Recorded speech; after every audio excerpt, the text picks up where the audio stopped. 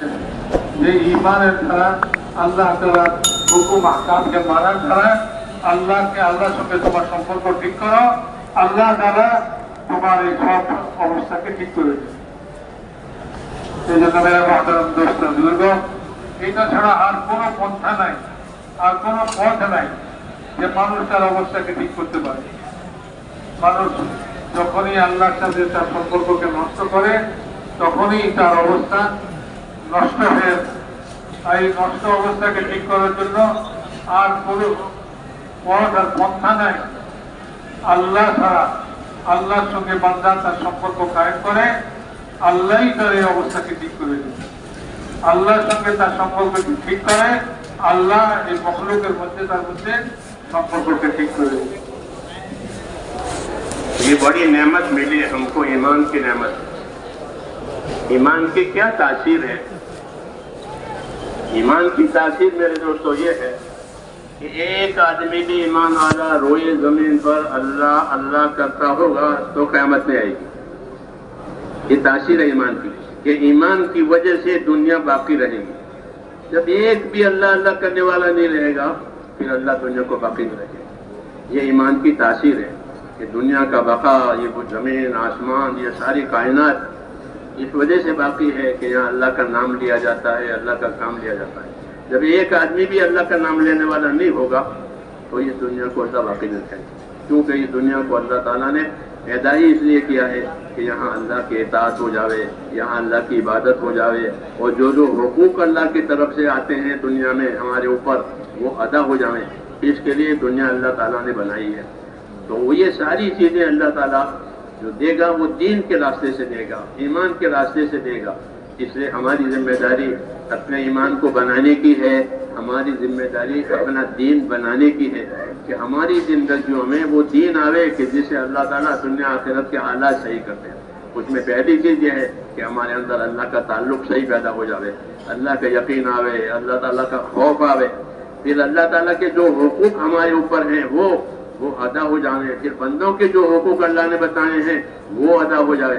क्यों कि अल्लाह ताला ने दुनिया को हुकूक अदा करने की जगह बताया है और आखिरत को बदला पाने की जगह बताया है। ये तरतीब है। तो मेरे मोहतरम दोस्तों, বলেন যে এই যে ঈমান, ঈমানের কি তাসির, ঈমানের কি উপকারিতা? তো বলেন যে ভাই, একজন আল্লাহ আল্লাহ বলনে वाला ईमानदार যতক্ষণ এই দুনিয়াতে বাকি থাকবে, তো এই আসমান বাকি থাকবে, জমিন বাকি থাকবে, আসমান জমিনের এই নিজাম সব কিছু বাকি থাকবে যতক্ষণ পর্যন্ত একজন ঈমানদার আল্লাহ আল্লাহ বলনে वाला এই জমিনের উপরে থাকবে। আর যখন একজন ঈমানদারও থাকবে না, আল্লাহ আল্লাহ বলনে वाला একজনও থাকবে না, আল্লাহ তাআলা এই দুনিয়াকে ধ্বংস করে দেবে। এখন বুঝেন এক ঈমানের কি উপকারিতা, কি লাভ। ঈমানের লাভটা হলো এই যে একজন ঈমানদারের যতক্ষণ পর্যন্ত এই জমিনের উপরে থাকবে ততক্ষণ পর্যন্ত এই জমিনে ফসল হবে, জমিন বাকি থাকবে, এই জমিনে যা কিছু হইতেছে হইতে থাকবে, আসমান বাকি থাকবে, সবকিছু বাকি থাকবে। আর যেদিন একজন ঈমানদার দুনিয়াতে থাকবে না, আল্লাহ আল্লাহ বললে বলে একজনও থাকবে না, তো সেদিন আল্লাহ তাআলা জমিন আসমানকে খতম করে দেবে। এটা হলো ঈমানের লাভ, ঈমানের আসল। ঈমান হলে এইটাই হবে। আল্লাহ এই জমিনকে বানাইছেন এই জন্য যে এই জমিনের বুকে আল্লাহর নাম নিবে, এই জমিনের বুকে আল্লাহর ইবাদত হবে, এই জমিনের বুকে আল্লাহর হুকুম আহকাম পালন করবে। আল্লাহ তাআলা যে সমস্ত হক দিয়েছেন, এই সমস্ত হক আর জিম্মাদারি, এই সমস্ত দায়িত্ব এগুলি পালন হবে। এই জন্যই আল্লাহ তাআলা এই জমিনকে সৃষ্টি করেছেন। যেদিন এই সব জিনিস খতম হয়ে যাবে, আল্লাহ আল্লাহ বলনে वाला একজনও থাকবে না, সেদিন আল্লাহ তাআলা এই জমিনকে খতম করে দেবেন, আসমানকেও আল্লাহ তাআলা খতম করে দেবেন। এই জন্য মেরে মোহতারাম দোস্ত বুজুর্গ, এই জমিন টিকবে, আসমান টিকবে, এটার জন্য ঈমান, এটার জন্য দ্বীন এবং আল্লাহ তাআলা যে সমস্ত আহকামাত হুকুম দিয়েছেন এগুলি পুরা হওয়া, আর আল্লাহ তাআলার যে হক আছে সে হক মানুষ আদায় করে দেয়। আর মানুষের মধ্যে মখলুকের মধ্যে পারস্পরিক যে সমস্ত হক রাখছেন সেগুলিও মানুষ ওই সমস্ত হকগুলিও আদায় করে দেয়। কারণ এই দুনিয়াটাকে আল্লাহ তাআলা বানাইছেনই হক আদায় করার জায়গা। আল্লাহর হক আদায় হবে এখানে। আল্লাহর যা হক আছে, আল্লাহ আমাদের সৃষ্টিকর্তা, আল্লাহরও তো হক আছে, আল্লাহ কিছু পাইবেন আমাদের কাছ থেকে, তো আল্লাহর হক আল্লাহকে দেন। আবার এই যে মানুষের মধ্যে মখলুকের মধ্যে মানুষের উপরে আল্লাহ তাআলা হক রাখছেন, মা বাবের হক রাখছেন, ছেলে মেয়ের হক রাখছেন, প্রতিবেশীর হক রাখছেন, একটা জীব জানোয়ার তারও হক রাখছেন। তো এই জমিনের বুকে এই সমস্ত হক আদায় হবে। তো দুনিয়াটা হলো হক আদায়ের জায়গা। দুনিয়াটা হলো কি ভাই? হক আদায় করার জায়গা। আর এইটার বদলা পাওয়া যাবে কোথায়? বলে এই সমস্ত হক যে সে আদায় করছে এর বদলা আখিরাতে পাওয়া যাবে। ईमान अल्लाह ताला ने हमको दिया है, तो इस ईमान का क्या तकाजा है? आदमी के पास माल होता है तो उसके अंदर ये तकाजा पैदा होता है कि ये माल बढ़े, क्योंकि वो इस्तेमाल भी होता है रोजाना, तो खत्म हो जाएगा। इसलिए माल वाले को ये तकाजा होता है कि मेरा माल बढ़ता रहे। इसलिए वो तिजारत में, ज़राअत में, मुख्तलिफ जगहों में अपना माल लगाकर माल बढ़ाने की कोशिश करता है ताकि ये शक्ल चलती रहे।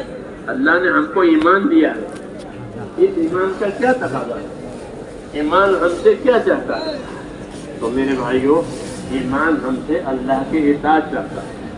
ईमान का तकाजा ये है कि अल्लाह के इताअत की जाए, अल्लाह के हुक्मों को पूरा किया जाए, अल्लाह ताला की तरफ से जो जिम्मेदारियां हमारे ऊपर आवे वो हम पूरी करें। ये ईमान का तकाजा है। यही नबियों के आने की दुनिया में गरज है।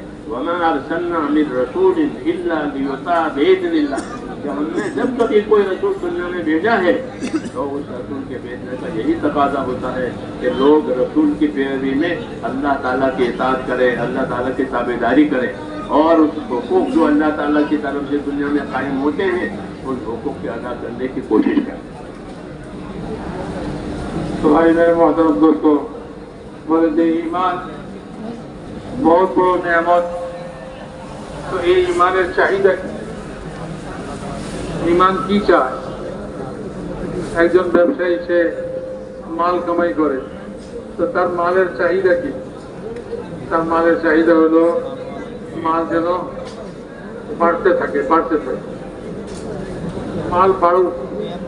এই জন্য ব্যবসায়ী তার ব্যবসাকে আরো বড় করতে থাকে যাতে মাল বাড়ে, মাল বাড়ে। কিন্তু মালের চাহিদা, মাল বলে যে আমাকে বাড়াও, আমাকে বাড়াও। যদি তুমি থেমে থাকো তা আমি শেষ হয়ে যাব, আমার দ্বারা তোমার কিছুই হবে না, কাজে তুমি মাল বাড়াও। মালের চাহিদা হলো এটাকে বাড়াইতে হবে। এই জন্য একজন মালদার, মালওয়ালা সে তার মালকে বাড়াইবার জন্য প্রতিদিন ব্যস্ত থাকে, মেহনতের মধ্যে লেগে থাকে যে তার মাল বাড়ুক। মেরে মোহতারাম দোস্ত বুজুর্গ, ঈমানের চাহিদাটা কি? ঈমানের চাহিদা হলো যে ঈমান যার মধ্যে আসে সে যেন আল্লাহ তাআলার হুকুমের পাবন্দি করে, আল্লাহ তাআলার হুকুমকে মেনে চলে। আল্লাহর পক্ষ থেকে যা কিছু তার উপরে হুকুম আসে সে হুকুমকে সে পালন করে। এটা হলো ঈমানের চাহিদা। আল্লাহ তাআলা নবীদেরকে দুনিয়াতে পাঠাইতেন, দুনিয়াদেরকে পাঠাইতেন কেন? মানুষকে একথা বুঝাইবার জন্য, দাওয়াত দিবার জন্য যে নবীর কথাকে মানবে, আল্লাহ তাআলার হুকুমকে পুরা করবে। ওমা আরসালনা মির রাসূলিন ইল্লা লিইউতাআ বিইذنিল্লাহ। আল্লাহ তাআলা বলেন যে আমি যখনই কোনো নবী পাঠাই, রসুল পাঠাই, উদ্দেশ্য হলো আমার রসুলের কথাকে শুনে মানুষ আমার ইতাআত করে এবং আমার হুকুমকে পুরা করে। আল্লাহ তাআলার হুকুম পুরা করা এটা ঈমানের চাহিদা। इताअत की क्या खासियत है? जैसे पानी की खासियत है कि हर चीज को ठंडा कर दे, आग की खासियत है कि हर चीज को जला देवे। इताअत की क्या खासियत है? जो इताअत अल्लाह ताला ने अपने बंदों पर लाजिम की है हर हाल में, اس اطاعت کا کیا خاصہ ہے؟ تو یہ بتاتے ہیں کہ اطاعت کا خاصہ رحمت ہے. جب زمین پر اللہ تعالیٰ کی اطاعت ہوگی تو زمین پر اللہ کی رحمت کے حالات آئیں گے. یہ اطاعت کی خاصیت ہے. اطیعوا اللہ واطیعوا الرسول لعلکم ترحمون. اطاعت کرو اللہ کی، اطاعت کرو اس کے رسول کی تاکہ تم پر رحم ہو جائے. رحمتوں کے لانے کا جو ذریعہ ہے وہ اللہ تعالیٰ کی اطاعت ہے. اسی کے لیے نبیوں کو بھیجا جاتا ہے. حضرات صحابہ کرام نے اس مقصد کو اچھی طرح سمجھا تھا کہ زمین پر رحمت آئے گی، آخرت میں رحمت ہوگی. اس کا ایک ہی علاج ہے رحمت لانے کا، وہ ہے کہ زندگی میں اللہ کی اطاعت کی جائے. اطیعوا اللہ واطیعوا الرسول لعلکم ترحمون. اطاعت کرو اللہ کی، اطاعت کرو اس کے رسول کی تاکہ تم پر رحم ہو جائے. تو رحمت جو آئے گی وہ صرف اطاعت کے واسطے سے آئے گی. اگر اطاعت نہیں ہے پھر رحمت کا کوئی سوال نہیں پیدا ہوتا. پھر تو مصیبتیں ہیں، دشواریاں ہیں. اس لیے صحابہ کرام یہ کہتے تھے کہ ہم نے اپنے ذمے اللہ رسول کی اطاعت کو لازم کیا ہے. یہ اصلی زندگی ہے اور یہ اطاعت ہر وقت کے لیے ہے. چنانچہ صحابہ یہ فرماتے تھے، وہ نمونہ ہے جو ہم کو دیا گیا، اللہ کی اطاعت کیسے کرو گے؟ تو کہتے تھے کہ بایانا رسول اللہ صلی اللہ علیہ وسلم السمع والطاعہ. ہم نے رسول صلی اللہ علیہ وسلم کے ہاتھ میں ہاتھ دے کر یہ قول قرار کیا ہے کہ آپ کی بات سنیں گے بھی اور مانیں گے. آپ کی بات سنیں گے، آپ کی بات مانیں گے. ہاتھ میں ہاتھ دے کر یہ قول قرار ہے کہ کس حال میں سنو گے؟ کہ ہر حال میں سنیں گے. ہاں، اسی کو اطاعت ہے. وہی دین کا تقاضا ہے کہ آدمی دیندار بنے، یعنی اس کی زندگی میں کہ ہر حال میں اللہ تعالیٰ کی اطاعت آئے. تو صحابہ نے کہا کہ ہم نے قول قرار کیا ہے ہاتھ میں ہاتھ دے کر کہ آپ کی سنیں گے، آپ کی بات مانیں گے ہر حال میں. اللہ غریب بناوے تو غریبی میں آپ کی اطاعت کریں گے، بالعسر والیسر. اللہ مالدار بناوے تو مالداری میں آپ کی بات مانیں گے کہ اللہ نے ہم کو مالدار بنایا ہے، خوشحال بنایا ہے، تو ہم خوشحالی کے تابع نہیں ہوں گے بلکہ آپ کی اطاعت کے تابع ہوں گے. یہ ذمہ داریاں بتائی جا رہی ہیں اطاعت کی کہ اللہ تعالیٰ حالات ناگوار لاوے، مثلا غریبی آ گئی، بیماری آ گئی اور کوئی دشواری آ گئی، کہ اپنی بات مانیں گے. خوشحال بنایا اللہ نے تو ہم خوشحال کے تابع نہیں ہوں گے بلکہ اطاعت کریں گے اللہ کی. کہا کہ ہم نے حضور صلی اللہ علیہ وسلم کے ہاتھ میں ہاتھ دے کر یہ قول چلایا کہ آپ کی بات مانیں گے بدحالی میں بھی خوشحالی میں. جی چاہے گا تو بھی آپ بات مانیں گے، جی نہیں چاہے گا تو بھی بات مانیں گے. بات چیز ایسی ہوتی ہے کہ اس کے لیے جی چاہتا ہے، پسند آتی ہے، اور بات چیز ایسے وہ نفس کو ناگوار ہوتی ہے کہ یہ بات نہیں دیکھیں گے ہم، بلکہ جی چاہتا ہوگا تو بھی بات مانیں گے، جی نہیں چاہتا ہوگا تو بھی بات مانیں گے. اور کیا ہے؟ یہ چار باتیں ہوئی. غریبی میں مانیں گے، مالداری میں مانیں گے، جی چاہتا ہوگا تو مانیں گے، جی نہیں چاہتا ہوگا. پانچویں بات، کوئی ہم کو پوچھے تو بھی ہم بات مانیں گے، کوئی ہم کو نہیں پوچھتا تو بھی بات مانیں گے. اپنی موج پوچھ کی بات نہیں ہوگی. اللہ کی بات ہر حال میں مان لی ہے. کوئی ہم کو آگے بڑھاوے تو بھی ہم بات مانیں گے، کوئی آگے نہ بڑھاوے، ہماری قدر و قیمت نہ کرے، کوئی بات نہیں تو بھی ہم بات مانیں گے. اس کو کہتے ہیں اطاعت کامل. اور یہی ایمان کا تقاضا ہے کہ جب آدمی اللہ پر ایمان لایا ہے تو وہ ہر حال میں اللہ کی اطاعت کرنے والا بنے، یعنی اپنی جان سے، اپنے مال سے، اپنی نیت سے، اپنے جذبات سے اللہ کے حکموں کی اور رسول کی تابعداری کرے. یہ اطاعت ہے، یہی ایمان کا تقاضا ہے.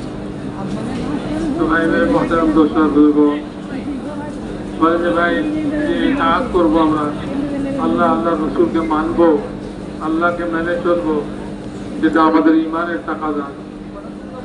যখন ইমান আসছে তো এখন ইমান চাইতেছে যে আমরা আল্লাহর কথাকে মেনে চলি, আল্লাহ রসুলের কথাকে মেনে চলি. এটাকেই ইতাআত বলে. আল্লাহ আল্লাহ রসুলকে মেনে চলা এটাকেই ইতাআত বলে. তো এই ইতাআতের বৈশিষ্ট্য হোক, ইতাআতের বৈশিষ্ট্য কি?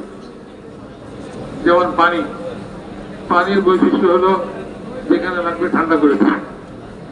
আগুনের বৈশিষ্ট্য কি? যেখানে লাগবে জ্বালায় ছাই বানাই দেবে. আগুন ফুলের এই বৈশিষ্ট্য. ইতাআতের বৈশিষ্ট্যটা কি? মানে ইতাআতের বৈশিষ্ট্য হলো এই, অর্থাৎ আল্লাহ আল্লাহ রসুলকে যখন মানুষ মানবে তখন কি হবে? আল্লাহ তাআলার রহমত নাযিল হবে. কারণ আল্লাহ তাআলা কোরআনে পাকের মধ্যে বলছেন আতিউল্লাহ ওয়া আতিউর রাসূল লাআল্লাকুম তুরহামুন, তোমরা আল্লাহ এবং আল্লাহর রাসূলকে মানো যাতে তোমাদের উপর রহমত নাযিল করা হয়। আল্লাহ তাআলার রহমত আসবার রাস্তা হলো আল্লাহ আল্লাহর রাসূলের ইতাআত করা। তো কাজেই সব সময় আমরা এই রহমতের মুখাপেক্ষী, কাজেই সব সময় ইতাআত হবে। এরকম নয় যে এক সময় ইতাআত করলাম আরেক সময় ইতাআত করলাম না, সব সময় ইতাআত করতে হবে, সর্ব হালতে, যে কোনো অবস্থায় হোক না কেন সর্ব অবস্থায় আল্লাহ এবং আল্লাহ রাসূলের ইতাআত। সাহাবা রাদিয়াল্লাহু তাআলা আনহুম আজমাইন তারা কিরকম ইতাআত করতেন বলেন যে সাহাবা বলেন আমরা আল্লাহর রাসূলের হাতে হাত দিয়ে এই অঙ্গীকার করছি যে আমরা আল্লাহর রাসূলের কথা, আল্লাহর রাসূলের কথা শুনবো এবং আল্লাহ আল্লাহর রাসূলের কথাকে মানবো। আলা সামঈ ওয়া তাআ, আল্লাহ রাসূলের হাতে হাত দিয়ে আমরা এই অঙ্গীকার করছি জীবনের যে কোনো অবস্থায় হোক সর্ব অবস্থায় আমরা আল্লাহ এবং আল্লাহ রাসূলকে মানবো এবং তাদের কথাকে শুনবো। সর্ব অবস্থা কিরকম বলে যে চাই আমি গরিব হই, চাই আমি ধনী হই, আমার অবস্থা ভালো হোক, এরকম অবস্থায় আমি আল্লাহ আল্লাহ রসুলকে মানব। আমি ভালো অবস্থায় ধনী হয়েছি বলে আল্লাহ আল্লাহ রসুলকে ভুলে যাব না, তাদেরকে মানা ভুলে যাব না। গরিব আল্লাহ তাআলা যে গরিব বানায়, গরিবই একটা অবস্থা, ধন হওয়া সম্পদ হওয়া এটা একটা অবস্থা। তো ধন হওয়ার অবস্থায়ও গরিব হওয়ার অবস্থায়ও সর্ব অবস্থায় আমরা আল্লাহ তাআলাকে, আল্লাহ এবং আল্লাহ রসুলের কথাকে মানব এবং চাই আমাদের অবস্থা সংকীর্ণ হোক, চাই আমাদের অবস্থা ভালো হোক, সর্ব অবস্থায় আমরা আল্লাহ তাআলাকে মানব। এবং এর সাথে সাথে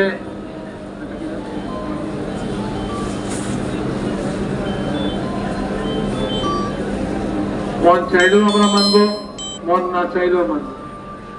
আলাল মানশাতি ওয়াল মাকরাহ, মন চাইলেও মানবো, মন না চাইলেও মানবো। মেরে মুহতারাম দোস্ত বুজুর্গ, এইরকম সর্বাবস্থায় আল্লাহ তাআলার ইতাআত করব এবং আল্লাহ রাসূলের ইতাআত, আল্লাহ রাসূলের এটা আমাদের ঈমানের চাহিদা। আর এইটাই ইতাআতে কামেল বলা হয়, এটাকেই পরিপূর্ণ ইতাআত বলা হয়, যেটা সাহাবায়ে কেরাম করতেন।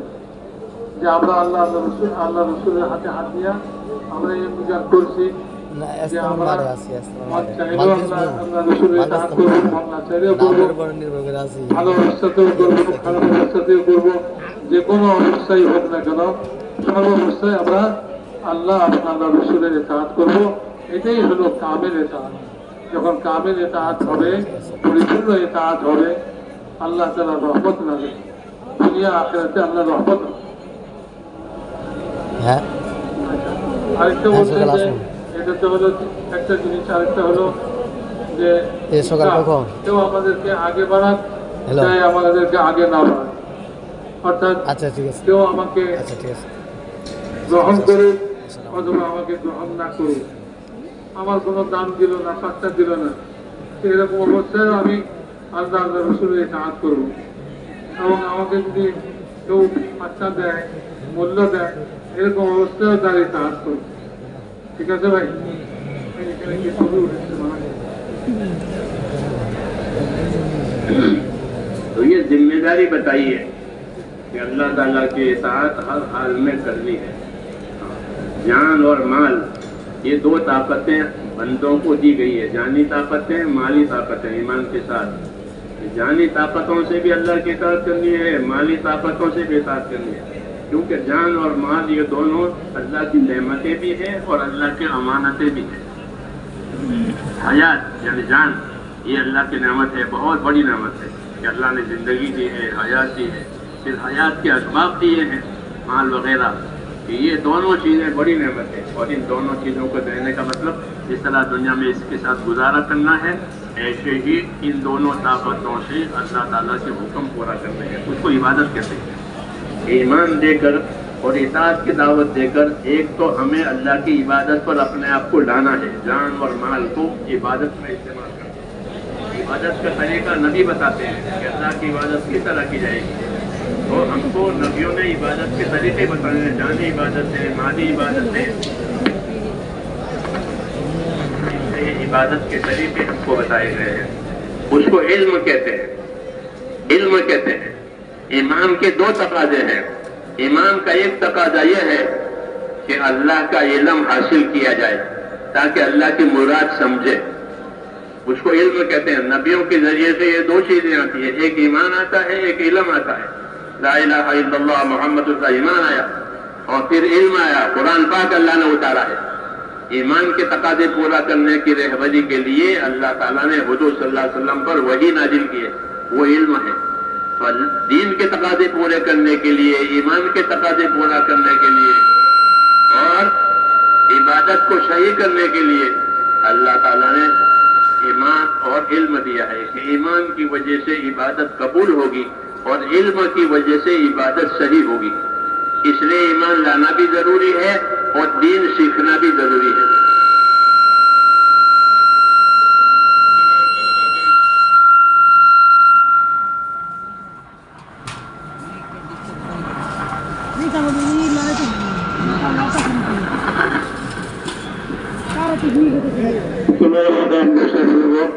আল্লাহ তাআলা তার ইতাআতের জন্য আমাদেরকে দুটো জিনিস দিয়েছেন, একটা জান, একটা মাল। জানের শক্তিও দিয়েছেন, মালের শক্তি দিয়েছেন। এটা আল্লাহ তাআলার বহুত বড় নিয়ামত। জান মানে হলো এই যে আমাদের হায়াত মওত পর্যন্ত, এমনিভাবে আল্লাহ তাআলা আমাদেরকে মাল দিয়েছেন। তো এই জান আর মাল আল্লাহ তাআলার বহুত বড় নিয়ামত। এই নিয়ামতের দ্বারা আমাদেরকে যেমন দুনিয়ার জিন্দগি কাটাইতে হবে, পুরা করতে হবে, এমনি ভাবে এই নিয়ামতের দ্বারা আমরা আমাদের আখিরাতকে বানাইতে হবে, আমরা আমাদের আখিরাতকে বানাবো। সেই জন্য এই দুই নিয়ামতের দ্বারা আল্লাহ তাআলার ইতাআত হবে, আল্লাহ তাআলার হুকুম পুরা করা হবে, আল্লাহ তাআলাকে মান্য করা হবে, আল্লাহ রসুলকে মানা হবে, এমনি ভাবে আল্লাহ তাআলার ইবাদত করা হবে। মেরে মোহতারাম দুস্তার বুজুর্গ, ইমানের তাকাদা হলো ইতাআত করা, আল্লাহ আল্লাহ রসুলকে মেনে চলা। এর সাথে সাথে আল্লাহ তাআলা নবী রসুলকে পাঠাইছেন দুনিয়াতে, আল্লাহ আল্লাহ রসুলকে কিভাবে মানবে তার জন্য ইলম নাযিল করেছেন, নবীদের উপরে ইলম নাযিল করেছেন। তো এই ইলম আমাদেরকে হাসিল করতে হবে, শিক্ষা করতে হবে। কারণ ইলম ছাড়া তো আমি আল্লাহ আল্লাহ রসুলের ইতাআত করতে পারবো না, জানবোই না যে কিভাবে আল্লাহ আল্লাহ রসুলকে মানতে হয়, আল্লাহ আল্লাহ রসুল কি হুকুম, তাই তো জানবো না। এই জন্য ইলম নাযিল করেছেন আল্লাহ তাআলা। তো ইলম হাসিল করতে হবে, এই জন্য ইলম শিখতে হবে, এই জন্য যাতে আমার ইবাদত সহি হয় এবং আমার ইতাআত সহি হয়। মেরে মোহতারাম দোস্ত, এই ইবাদত এবং ইতাআতকে সহি করার জন্য ইলম নাযিল করেছেন আল্লাহ তাআলা আসমান থেকে নবীদের উপরে। আর এই ইলমকে হাসিল করা জরুরি এই জন্য যে এই ইলমের দ্বারা আমি আমার ইতাআতকে সহি করব, আমার আল্লাহ তাআলার হুকুম যে মানবো, কিভাবে মানবো, সেই এই ইলম দ্বারা বোঝা যাবে। এই জন্য আমাদেরকে দিন শিখতে হবে, দিনের ইলম শিখতে হবে।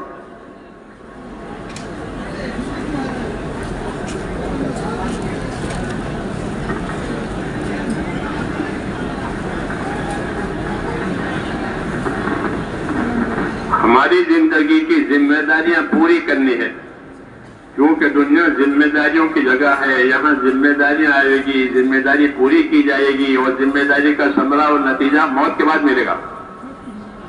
اس لیے دنیا کی زندگی میں اپنی ذمہ داریاں سمجھنی ہے۔ دعوت اور تبلیغ جو ہماری ہے وہ زندگی کی ذمہ داریوں کو سمجھنے کے لیے ہے کہ ایمان یہ زندگی کی ذمہ داری ہے۔ سب سے بڑی چیز کہ زندگی میں ایمان آوے، اللہ سے تعلق پیدا ہو جاوے۔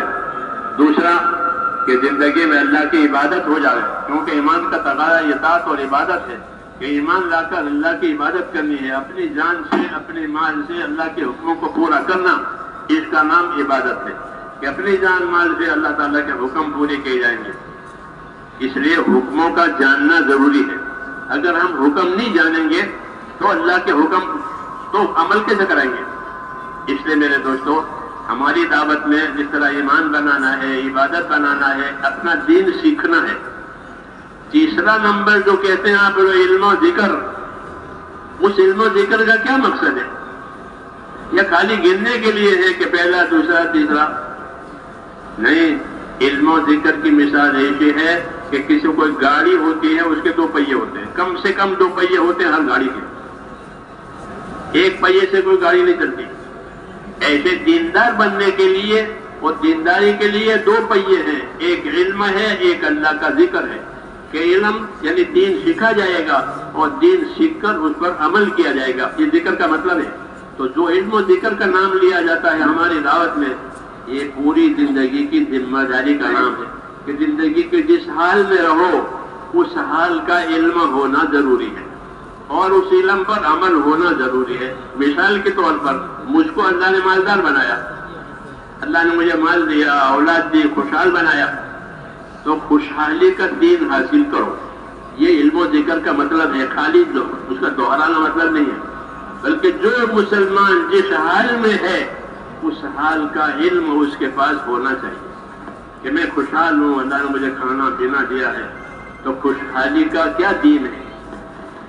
خوشحالی میں دین کی طرف سے کیا کیا ذمہ داری آتی ہے، اس کو جانے اور جان کر کے اس پر عمل کریں۔ اور اگر خوشحالی نہیں ہے، تنگی ہے، تنگی ہے، تو تنگی کا کیا دین ہے؟ وہ تنگی میں اللہ تعالیٰ نے کیا حکم دیا ہے؟ حضرت شیخ رحمۃ اللہ علیہ نے فضائل صدقات لکھی ہے، یہ سمجھنے کے لیے بات کرتا ہوں۔ اس کے ایک حصے میں مال اور مال کو کیسا خرچ کرو گے اور مال خرچ کرنے کے کیا فضیلتیں ہیں، ایک یہ ہے، یہ حصہ مالداروں کے لیے کہ مالداروں کا کیا دین ہے۔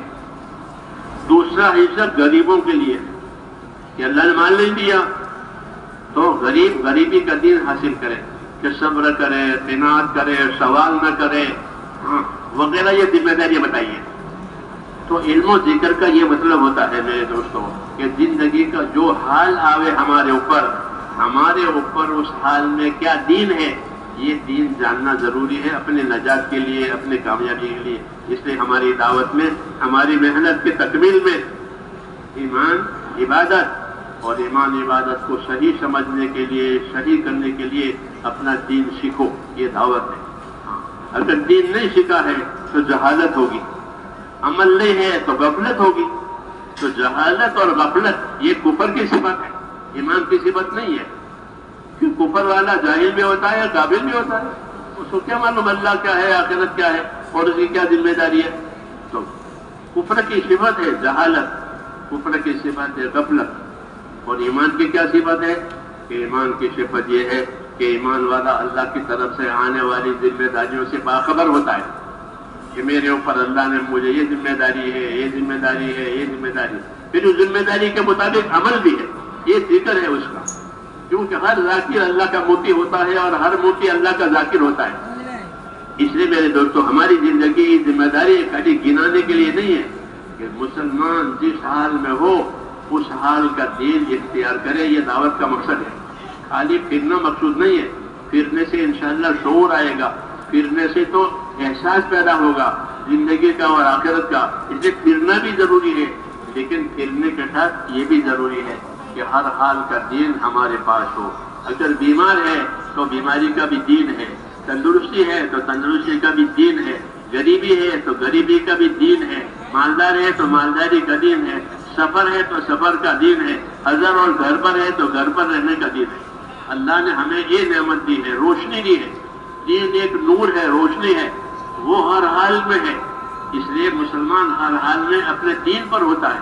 یہ تقاضا ہے علم و ذکر کا کہ اپنی زندگی دعوت میں پھر کر کے علم و ذکر والی بناؤ کہ اللہ نے مجھے کھانا دیا ہے تو کھانا کا کیا دین ہے، بھوکا ہے تو بھوک کا کیا دین ہے، رات ہے تو رات کا کیا دین ہے، دن ہے تو دن کا کیا دین ہے۔ حضرت ابوبکر رضی اللہ عنہ فرماتے تھے کہ اللہ نے جو حکم رات کے لیے دیے ہیں اگر کوئی اس کو دن میں پورا کرے گا تو اللہ قبول نہیں کرے گا، اور جو حکم اللہ نے دن کے لیے دیے ہیں اگر وہ کوئی رات میں لے جا کے پورا کرے تو اللہ اس کو قبول نہیں کرے گا۔ ترتیب بدلنے کا حق نہیں ہے۔ बल्कि दीन जानना है और दीन जानकर अपने आप को उसका पाबंद बनाना है। ये तकाजा है दावत का कि दीन सीखो और दीन सीखकर अपने आप को उसका पाबंद करो। ये जिंदगी की सबसे बड़ी माया है। हाँ, कि दीन सीखो, कुरान सीखो, हदीस में तुम में सबसे बेहतर वो है जो कुरान को सीखे और कुरान को सिखाए।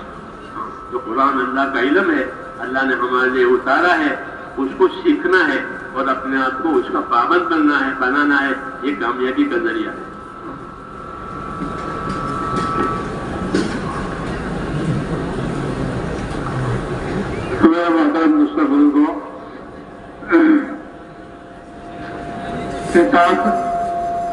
এজাত को ইমানের তাকাজা হলো এজাত করা। আর এই যে তবলিগে আমরা সময় লাগাই, আল্লাহ রাস্তায় বাইর হই, দাওয়াতের মেহনত করি, এর দ্বারা উদ্দেশ্য হলো যে ভাই আমাদের ভিতরে আল্লাহ তাআলা যে আমাদেরকে জান দিয়েছেন, মাল দিয়েছেন, এটার চাহিদা কি, এটার চাহিদাটা কি, এটা আমাদের বুঝে এসে দেয়। জিম্মাদারির অনুভূতি আমাদের মধ্যে পয়দা হয় যে আল্লাহ তাআলা যে আমাদেরকে জিম্মাদারি দিয়েছেন, দায়িত্ব দিয়েছেন দুনিয়ার জিন্দগিতে, সেই দায়িত্বের অনুভূতি আমাদের মধ্যে পয়দা হয়। একটা তো অনুভূতিই নেই, একটা তো হলো অনুভূতিই নেই। তো যার ভিতরে অনুভূতি নেই সে করবেও না, জানবেও না। তো আল্লাহর রাস্তায় ফেরা, মেহনত করা, এটার উদ্দেশ্যই হলো যে আমাদের ভিতরে এই অনুভূতিটা পয়দা হয় যে আমাকে আল্লাহ তাআলা দুনিয়াতে পয়দা করছেন এবং আমাকে এখানে একটা জিম্মাদারি দিয়েছেন, দায়িত্ব দিয়েছেন যে আমি আল্লাহ তাআলার হুকুমকে মানি এবং আল্লাহ রাসূলের ইতাআত করি, ইবাদত করি। তো এই সমস্ত যে জিম্মাদারি, যে সমস্ত হুকুক আমার উপরে আসছে, এগুলিকে আমি পালন করি, আদায় করি, এইগুলি সব আল্লাহ পাকের পক্ষ থেকে আসছে। এটা আদায় করার অনুভূতি আমার ভিতরে পয়দা হয়। যখন অনুভূতি পয়দা হবে তো এটা কিভাবে আদায় করবে, কিভাবে পুরা করবে, এটার জন্য আল্লাহ তাআলা ইলম দিয়েছে। যে আমাদের ছয় নম্বরের মধ্যে একটা নম্বর আছে ইলম ও জিকিরের নম্বর। ইলম ও জিকিরের নম্বরের উদ্দেশ্য কি?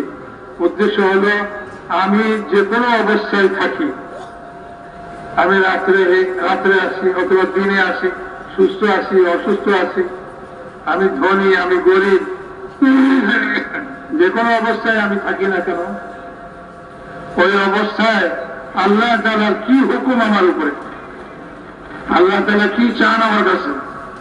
যেমন আমি মনে করেন আমি ধনী, আমার খুব সচ্ছল অবস্থা, খাওয়া দাওয়ার কোনো জিনিসের অভাব নাই, সুখের সংসার আমার। তো এই অবস্থার মধ্যে আল্লাহ তাআলা কি হুকুম আমার উপরে। আমি গরিব, তো গরিব অবস্থা, আমি খাইতে পাইতেছি না, ভুকে আছি, এরকম অবস্থার মধ্যে আল্লাহ তাআলার কি হুকুম আমার উপরে, এটাকে জানতে হবে।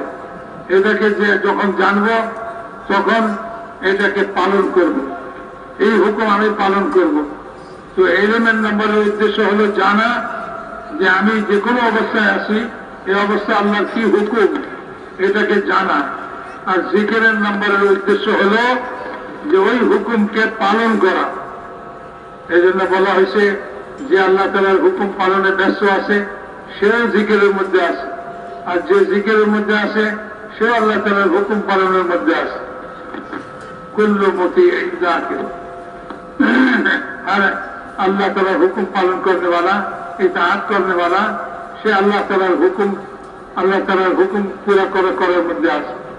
এই জন্য ইলমের নম্বরে হলো আল্লাহ তাআলার কখন কি হুকুম, আমি যে অবস্থায় আছি এই অবস্থায় কি হুকুম আল্লাহ, আমি সুস্থ আছি, অসুস্থ আছি, আমি গরিব, আমি ধনী, অথবা আমি রাত্রে আসি, দিনে আসি, যে কোনো অবস্থায় আছি, আমাকে আল্লাহ তাআলার হুকুম জানতে হবে। ওই অবস্থার মধ্যে আল্লাহ তাআলার হুকুমকে পুরা করতে হবে। এটাই হলো জিকিরের উদ্দেশ্য। ইলমের উদ্দেশ্য জানা, আর জিকিরের উদ্দেশ্য হলো ওটাকে পালন করা। মেরে মহতারাম দোস্ত, উনি বলেন যে সময় যে হুকুম, সেই হুকুমকে সেই সময় পালন করতে হয়। এটার তরতিব বদলাবার অনুমতি নাই। এই জন্য হযরত আবু বকর সিদ্দিক রাদিয়াল্লাহু তাআলা বলতেন যে আল্লাহ তাআলা রাত্রে যে হুকুম দিয়েছেন সেই হুকুমকে রাত্রেই পুরা করতে হবে। সেই হুকুমকে দিনের বেলায় নিয়ে পুরো করলে হবে না, কবুল হবে না। দিনের বেলায় যে হুকুম দিয়েছেন সেই হুকুম দিনের বেলায় পুরা করতে হবে। দিনে পুরা না করে আমি রাত্রে নিয়ে পুরো করলাম, বলে যে ওই আমল কবুল হবে না। এজন্য প্রত্যেক আমলের জন্য যে সময় বাঁচানো হয়েছে, যে অবস্থা বাঁচানো হয়েছে, সেই অবস্থাতেই সে আমলকে পুরা করতে হবে। তুমি মহতরম দোষটা বলবো যে তবলিগে যে আমরা বের হয়ে আল্লাহ রাস্তায় যাই, এর উদ্দেশ্য আমাদের মধ্যে অনুভূতি সৃষ্টি হয় যে আমি তো ঈমান আনছি, এই ঈমানের পরে আমার উপরে ইতাআত জরুরি, আল্লাহ আল্লাহ রসুলকে মানা জরুরি, এবং আল্লাহ আল্লাহ রসুলকে মানার জন্য আমাকে ইলম হাসিল করতে হবে এবং সেই মোতাবেক আমাকে আমল করতে হবে। এই অনুভূতি আমার ভিতরে পয়দা হয়ে যায়, এটার জন্যই তবলিগে আল্লাহ রাস্তা পাই।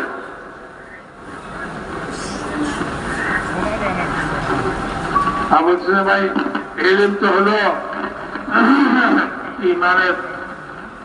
ইমানের সিফাত, জিকিরও ইমানের সিফাত, আর এটার বিপরীত হলো, ইলমের বিপরীত হলো জাহালত, মূর্খতা, না জানা। এটা না জানাটা কুফরের সিফাত। আর আমল না করা, গাফেল থাকা, যে হুকুম আসছে এই হুকুম থেকে গাফেল, যে গাফেল থাকলে তো সে ওই আমল করতে পারবে না। তো এই গাফলত আর জাহালত, ইলম জিকির, এটার বিপরীত হলো গাফলত জাহালত। বলেন যে গাফলত আর জাহালত এই দুটো হলো কুফরের সিফাত, আর ঈমানের সিফাত হলো ইলম আর জিকির।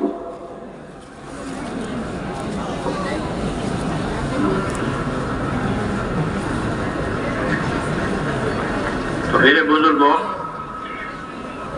अपनी जिंदगियों में दीन लाना है।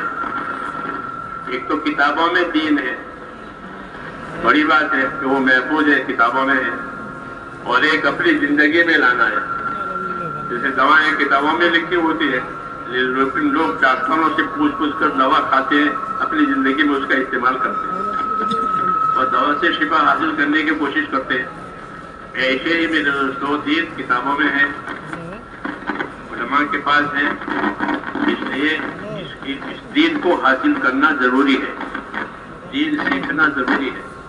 रसूल सल्लल्लाहु अलैहि वसल्लम की जिम्मेदारी बताई गई कि आपको अल्लाह ने मुबल्लिग भी बनाया है, मुअल्लिम भी बनाया है, कि मेरे जिम्मे है कि मैं अल्लाह की बात पहुंचाऊं भी और अल्लाह की बात सिखाऊं।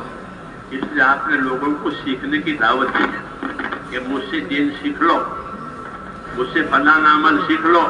जब हज का हुक्म आया तो फरमाया मुझसे हज सीख लो, अगले साल मेरे जीने की उम्मीद नहीं है, इस साल मेरे साथ हज करके हज सीख लो। नमाज आई तो नमाज का इल्म आया और आपने नमाज पढ़कर बताई और फरमाया सल्लू कमा रायतुमूनी उसल्ली, ऐसी नमाज पढ़ना जैसे मुझको नमाज पढ़ते हुए देखा है।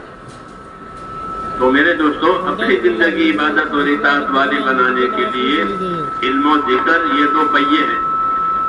दो पहिए के बगैर गाड़ी नहीं चलती। ईमानी जिंदगी, दीनी जिंदगी, उसके लिए इल्म और जिक्र किया कि अपनी जिंदगी को इल्म पर लाओ, यानी उसको सीखो। जैसे दुनिया के काम सीखते हैं, हर नई चीज जो दुनिया में वजूद में आके लोग उसको सीखते हैं, उसको सिखाते हैं ताकि उसका फायदा हो। ऐसे अल्लाह ताला ने हमको दीन दिया है, ये दीन मिटने वाला नहीं है, बाकी रहने वाला है। हाँ, उसका सीखना जरूरी है, इसलिए उसको सीखें। दीन सीखने के दो रास्ते हैं, एक तो कि किताबों से उस्ताद के सामने बैठकर जैसे आज सीखा जाता है। एक तरीका सहाबाए किराम का था कि वो सोहबतों से दीन सीखते थे, जानने वाले न जानने वालों की सोहबतों में रहते थे।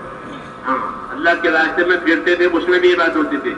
अपने घरों पर होते थे, वहां भी ये होती थी। जानने वालों से न जानने वाले दीन सीखते थे, दीन पूछते थे, और जानने वाले जो है वो दूसरों को इसकी दावत देते थे कि देखो ये सीखो, ये सीखो। अपने नौकरों को, अपने गुलामों को जो घरों में काम के लिए रखे हैं, उनसे खाली गुलामी का काम नहीं लिया जाता था, बल्कि इल्म और जिक्र की वजह से अपने गुलामों को, अपने नौकरों को दीन सिखाया जाता था कि दीन सीखना, नमाजें सीखो और हमारी सोहबत में रहकर इबादतें सीखो, अखलाक सीखो।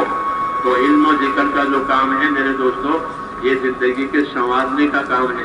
اس کی وجہ سے زندگی حقوق پر آتی ہے, زندگی حدود پر آتی ہے. اگر علم ذکر نہیں ہے تو یہی پتہ نہیں کہ کیا حق ہے کیا نہیں ہے کیا حد ہے. جہالت کی زندگی. رسول صلی اللہ علیہ وسلم کا بڑا کارنامہ یہ ہے کہ آپ نے لوگوں کو جہالت میں سے نکالا, ورنہ تو وہ جاہلیت کا زمانہ تھا, جاہلیت چاہیے ہوئی تھی. آپ نے لوگوں کو جہالت میں سے نکالا اور دین سکھایا, دین کے اعمال سکھائے. یہی ہماری ذمہ داری ہے کہ اپنی زندگی میں اللہ تعالیٰ کا دین سیکھیں تاکہ اللہ تعالیٰ کی طرف سے آنے والی ذمہ داریاں پوری ہو جائیں. اس کا طریقہ سیکھیں تاکہ وہ عمل صحیح ہو جائے, کیونکہ طریقہ اگر غلط ہوگا تو عمل صحیح نہیں ہوگا, اور جب عمل صحیح نہیں ہوگا تو اس کا کوئی نتیجہ نہیں. اس لیے یہ دین سیکھنا ہے, یعنی فضائل بھی سیکھنے ہیں, طریقے بھی سیکھنے ہیں. دو شعبے ہیں دین کے, ایک فضائل ایک مسائل. فضائل کہتے ہیں عمل پر ہم کو اللہ کیا دے گا, کیا انعام ملے گا, کیا برکتیں ہوں گی, یہ فضائل میں بتایا جائے گا. اور عمل کرنے کا کیا طریقہ ہے وہ رسول صلی اللہ علیہ وسلم کی سنتوں میں ہوگا, کہ رسول صلی اللہ علیہ وسلم کی سنتوں میں عمل کے طریقے بتائے گئے ہیں اور آپ کی باتوں میں عمل کی فضیلت بتائی گئی ہے. مثال کے طور پر آپ نے سجدے کی فضیلت بتائی کہ ہر سجدہ آدمی کا درجہ بلند کرتا ہے, جتنے سجدے ہوں گے اتنے درجے بلند ہوں گے, اور بندہ اللہ کی رحمت سے سب سے زیادہ قریب سجدے کی حالت میں ہوگا. یہ تو سجدے کی فضیلت ہوئی. اور سجدہ کرنے کا طریقہ کیا بتایا, تو فرمایا مجھے سجدہ کرنے کا طریقہ میرے اللہ نے یہ بتایا ہے کہ 7 اعضاء پر سجدہ کرو. یہ سجدہ کرنے کا طریقہ مسئلہ بتا رہے ہوں کہ مجھے میرے پروردگار نے حکم دیا ہے کہ 7 اعضاء پر سجدہ کرو. جب 7 اعضاء پر سجدہ ہوگا تو وہ سجدہ صحیح ہوگا, سجدے کی فضیلت ملے گی. اس لیے ہم فضائل کا ذکر کرتے ہیں, بھائی عمل کے طریقے معلوم ہو جائیں تاکہ فضیلت معلوم ہو جائے. تو عمل کے طریقے بھی سیکھنا ہے. تو حضور فرماتے ہیں مجھے 7 اعضاء پر سجدہ کرنے کا حکم ہے. کہ 7 اعضاء کون سے ہیں, کہ دونوں قدم زمین پر ٹکے, دونوں گھٹنے زمین پر ٹکے, 2 ہاتھ زمین پر ٹکے, یہ 6 ہو گئے, اور ایک چہرہ زمین پر ٹک جائے. یہ 7 اعضاء. یہ سجدہ کرنے کا طریقہ بتایا, یہ سجدہ میں مسئلہ بتایا, اور یہ فضیلت بتائی کہ جب آدمی ایک سجدہ کرتا ہے تو ایک درجہ بلند ہوتا ہے, اور اللہ کی رحمت سے سب زیادہ قریب سجدے کی حالت میں ہوتا ہے. اس کو فضائل مسائل کہتے ہیں. دین پر صحیح کرنے کے لیے فضائل جانیں گے تو شوق پیدا ہوگا, اور مسائل جانیں گے تو طریقہ صحیح ہوگا. اس لیے کہتے ہیں کہ اللہ تعالیٰ کے لیے ہم اس کام کو سیکھیں, اس کے لیے وقت نکالیں تاکہ یہ نعمتیں ہم کو ملیں.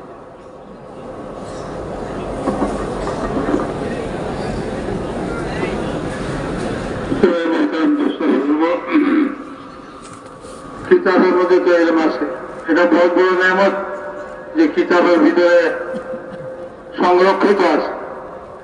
কিতাবে না থাকলে তো এটা সংরক্ষিতই থাকতো না. আবার উস্তাদ ছাত্রদেরকে শেখায়, ছাত্ররা ইলম হাসিল করে, এটা একটা জিনিস. এমনি ভাবে মেয়ের মহাদান দোষটা হলো ইলম হাসিল করার এক তরিকা তো হলো উস্তাদের কাছ থেকে, আলেমদের কাছ থেকে, তাদের কাছ থেকে ইলম হাসিল করা. আরেকটা হলো সোহবতে, আলেমদের সোহবতে এবং যারা জানে তাদের সোহবত থেকে ইলম হাসিল করা. তুমি মহাদান দোষটা বলবো ইলম ছাড়া জিন্দগি এতাআতের কোন তরিকা আমার জানা থাকবে না, আমার তো এতাআত সহি হবে না. সব জিনিসের মধ্যে ইলম আছে. এই জন্য ভাই আমাকে দিন শিখতে হবে. আল্লাহ রাস্তায় বের হয়ে দিন শিখার অনুভূতি আমার মধ্যে পয়দা করতে হবে. মেরে মহতারাম দোষটা বলব মানুষের সর্বহালতে তার উপরে যে হুকুম, সে হুকুম আল্লাহ তাআলা বলে দিয়েছেন. এবং যখন মানুষ সর্বহালতের যে কোনো অবস্থায় থাকে সে অবস্থায় তার উপরে যে দিন, তার উপরে যে হুকুম, সে হুকুমকে পুরা করে. তবে মতামত এটাই আমাদের ইলম ও জিকিরের উদ্দেশ্য, যে ইলমের দ্বারা আমি তরিকা হাসিল করি এবং এরকম ভাবে তরিকা জানি, আর আমি জিকিরের নাম্বার উদ্দেশ্য হলো আমি তার উপরে আমল করি. মেরে মহতারাম দোস্ত, হুজুর আকরাম সাল্লাল্লাহু আলাইহি ওয়াসাল্লাম সাহাবাদেরকে ইলম শিখাইতেন. এবং তাদেরকে ডেকে ডেকে তাদেরকে এলম শিখাইতেন, তাদেরকে এলম শিখার জন্য বলতেন। হজের মৌসুমে রাসূল পাক সাল্লাল্লাহু আলাইহি ওয়াসাল্লাম বলছেন, আমার কাছ থেকে তোমরা হজ শিখে নাও, আগামী বছর হয়তো আমি হজে আসবো না, হজে থাকবো না। তো সাহাবায়ে কেরাম হুজুর আকরাম সাল্লাল্লাহু আলাইহি ওয়াসাল্লামের কাছ থেকে হজের মওকাতে হজের ইলমকে হাসিল করছেন।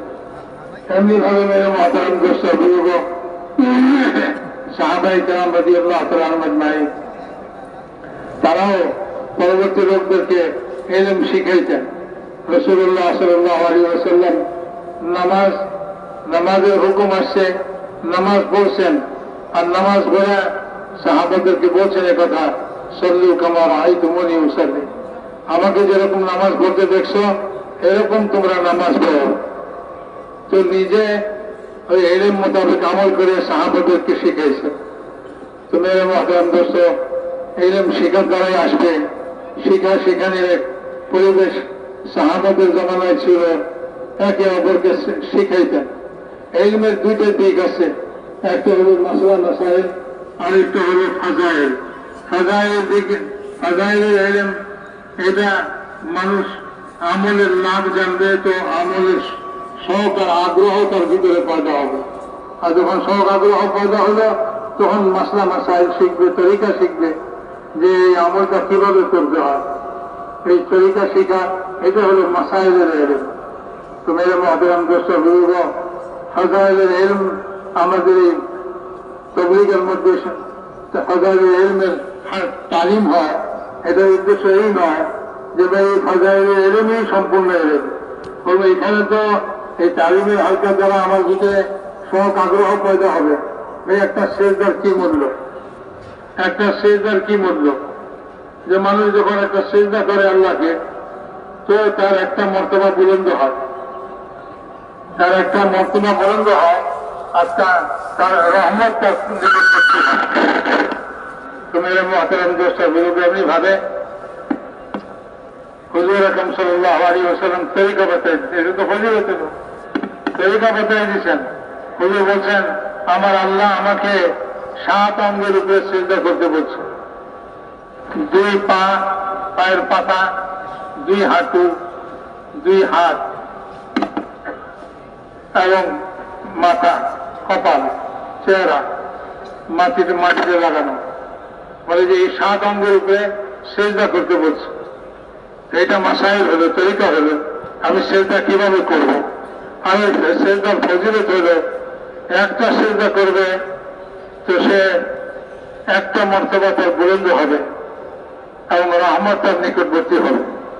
তো মেরে মুহতারাম দোস্ত, এই দাওয়াত ও তাবলীগের মেহনতের মধ্যে উদ্দেশ্য এটাই যে আল্লাহ তাআলার ইতাআত আমাদের জিন্দগিতে আসে এবং এই ইতাআতের অনুভূতি আমাদের ভিতরে পয়দা হয়, আর আমরা ইলম হাসিল করি এবং এই ইলম মোতাবেক আমরা আমাদের সর্বাবস্থায় আল্লাহ তাআলার যে হুকুম, সেই হুকুমকে আমরা পুরা করি।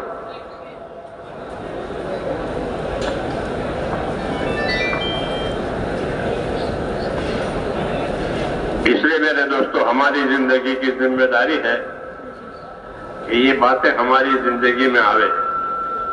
ईमान, इबादत और इबादत के सही तरीके में उसके फजाइल, इसके हम खुद भी जानने वाले बने और उम्मत में भी ये चीज आवे, क्योंकि आज इसकी तरफ ध्यान नहीं है, दीन के सीखने की तरफ, दीन को जिंदगी में लाने की तरफ।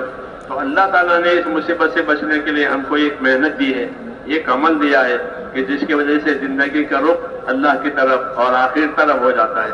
एक ऐसी मेहनत है ये कि अगर ये मेहनत जिंदगी में आती है तो अल्लाह की तरफ रुख हो जाता है, आखिरत से रुख हो जाता है, और ये सबसे बड़ी खैर है। और ये सारी बातें जो हम सुनते सुनाते हैं, इसके लाने का यही जरिया है कि इस काम के लिए अपनी फिक्रों को, अपने वक्त को फारिग करें। अगर इस काम के लिए हमारी फिक्र नहीं है, ये हमारे पास इसका वक्त नहीं है, तो फिर महरूमी है। इस महरूमी से बचने के लिए मेरे दोस्तों ये तकाजा है कि इतनी बड़ी चीज है, उसके हासिल करने के लिए अपने आप को फारिग करें। अल्लाह का हुक्म है कि यब्न आदम तफर्रग ले इबादती अमला व सदरका गिनन, ए आदम के बच्चे, मेरे काम के लिए फरागत हासिल कर, मेरे काम के लिए तैयार हो जा, मैं तेरे दिल को गनी करूंगा और तेरी जरूरतें पूरी करूंगा। और अगर तू मेरे काम के लिए फारिग नहीं होता तो मैं तेरी जिंदगी को मुख्तलिफ मशगूलियतों में फंसाऊंगा और तेरी जरूरतें पूरी नहीं होगी। ये दो बातें बताइए। अब अल्लाह के काम के लिए फारिग होने पर मसाइल हल हो जाएंगे, जरूरतें पूरी हो जाएगी। हाँ, और अल्लाह के काम के लिए वक्त नहीं है तो मसाइल में जिंदगी उलझ जाएगी। ये आगाही भी दी है और फजीलत बताई है। इसलिए इस काम का तकाजा ये है कि अपने आप को इस काम के लिए फारिग करें। इसलिए इस काम के लिए वक्त मांगा जाता है कि अल्लाह ताला के इस काम को अपनी जिंदगी में लाने के लिए अपने आप को तैयार करें, ज्यादा ज्यादा वक्त इस काम में लगाएं। कम से कम 4 महीने तो एक मरतबा लगे, फिर जिंदगी तर्जीब से बने। हाँ, ये पहली सीढ़ी है कि अपने आप को इस काम के लिए फारिग करें और इसके लिए अपने आप को तैयार करें। आप हजरात ने जम करके ये बात सुनी है, अब ये तकाजा है कि आप बताएं कि इसके लिए कौन कौन तैयार है। तो मेरे मोहतरम दोस्तों बुजुर्गों, আমাদের এই দুনিয়ার জিন্দগি এর জিম্মাদারি হলো এক হলো যে আমরা ঈমান বানাই এবং আল্লাহ রসুলের ইতাআতকে বানাই, ইলম হাসিল করি যে আল্লাহর ইতাআত কিভাবে আমরা করব এবং এই ইলম মোতাবেক নিজেদের আমল বানাই। মেরে মোহতারাম দোস্ত, সব কিছু জরুরি। ইলম ফাজাইলের ইলম এর জন্য জরুরি। আজ মানুষ দিন থেকে গাফেল হয়ে চলতেছে। তার উপরে যে দিন, তাকে যে দিন দেওয়া হলো এই দিন সম্পর্কে সে গাফেল হয়ে চলতেছে।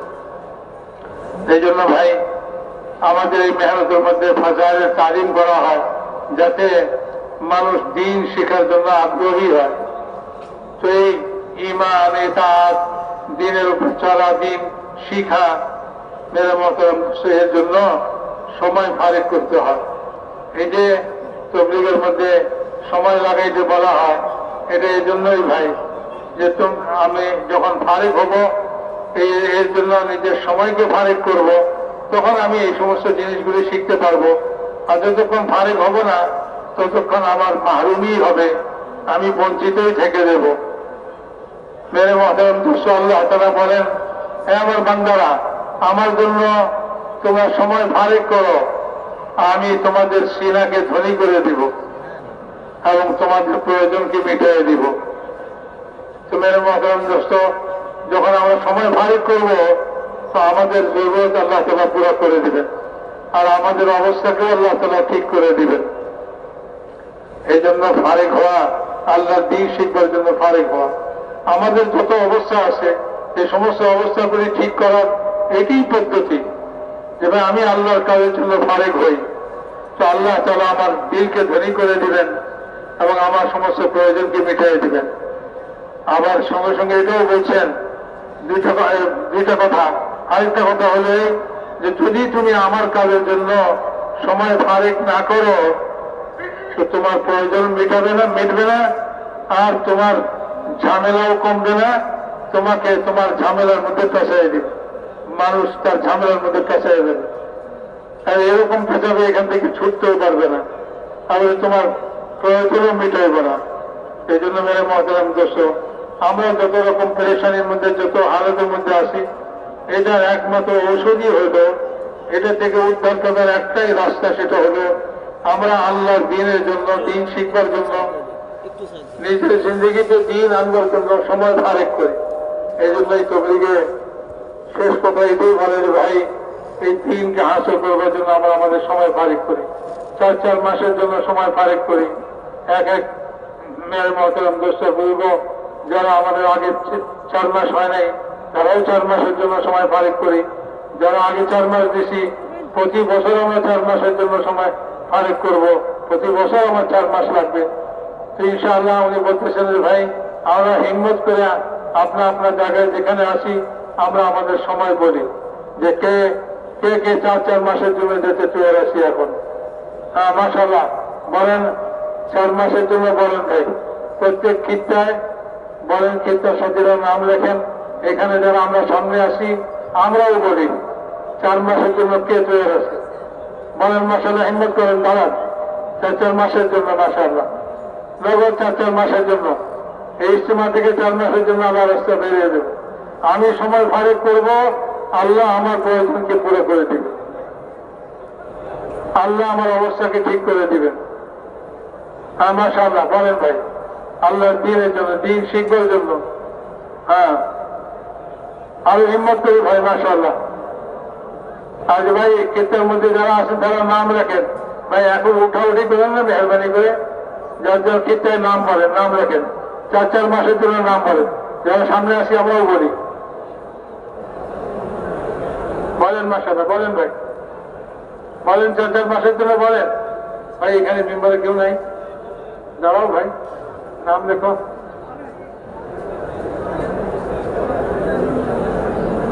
আসেন ভাই, বলেন মাশাআল্লাহ, হিম্মত কর। মন আব্দুল রশিদ কই গেল?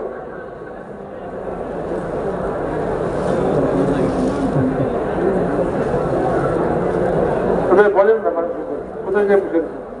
হ্যাঁ, নাম ছাড়।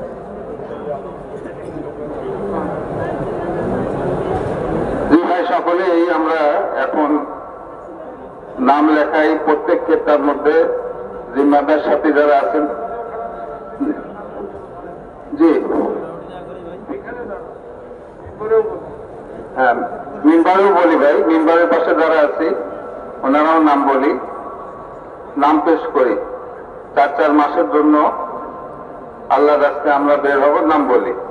এবং প্রত্যেক খিত্তায় সাথীরা, জিম্মাদার সাথী ভাই যারা আছি, মেহরবানি করে আমরা তশকিল করি, সাথীদেরকে আল্লাহ রাস্তায় যাওয়ার জন্য নাম লিখি। এখন ভাই কিছুক্ষণ আমরা সকলেই একে অপরকে তৈরি করার মধ্যে লাগি। কেউ আমরা এখন জরুরতের মধ্যে না যাই, জরুরতের জন্য ইনশাআল্লাহ সময় দেওয়া হবে।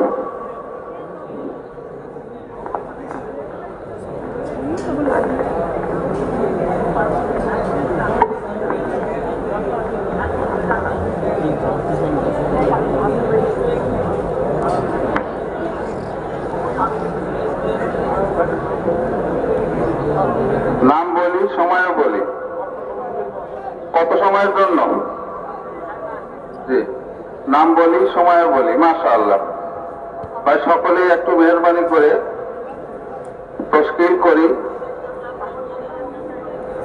আল্লাহ রাস্তায় যাওয়ার জন্য একে অপরকে তৈরি করি।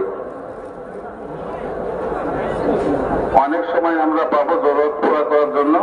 মেহরবানি করে সকলে হাঁটা চলা বন্ধ করে দিয়ে সকলেই জমে একে অপরকে তৈরি করি। মাশাআল্লাহ, আল্লাহ তাআলা কবুল করেন।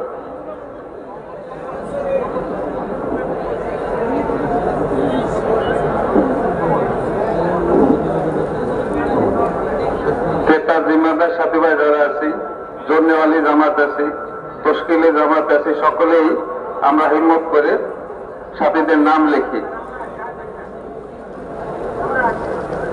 এটা আমাদের জন্য বহুত বড় সুযোগ। আল্লাহ তাআলার বান্দাদেরকে এখানে হাজির করে দিচ্ছেন, তাদেরকে আমরা খুব সহজেই আল্লাহ রাস্তায় বের করার জন্য তৈরি করতে পারতেছি।